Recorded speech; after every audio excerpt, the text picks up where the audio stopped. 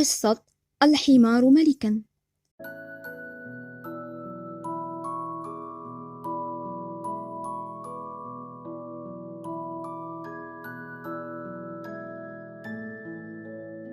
علم الأسد ملك الغابة من صديقه الثعلب أن الأسد الذي طرده منذ عام قرر العودة بعد أيام، وسيقتل ملك الغابة ويأخذ منه التاج.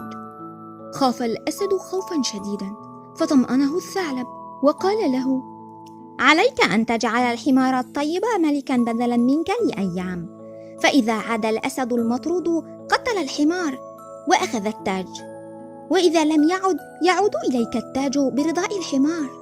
أعجب الأسد بالفكرة واستدعى الحمار ثم ألبسه التاج. فرح الحمار الطيب بالمنصب والتاج، وشعر بالمسؤولية الملقاة عليه، فبدأ يهتم بأمور الغابة ويجتمع مع كل من له شكوى من الحيوانات ويسعى لحلها. وأصبح لا ينام إلا بعد قضاء مصالح أهل الغابة والاطمئنان عليهم، حتى أصبحت الغابة في سعادة كبيرة. مرت الأيام ولم يحضر الأسد المطرود، فقرر الأسد استعادة التاج من الحمار. فوقفت الحيوانات جميعها أمام الأسد، وقال الثعلب له: لم تعد تصلح للمملكة أيها الأسد، فمن يخاف على حياته ويهرب من الأخطار ويضحي بغيره لا يستحق أن يكون ملكا.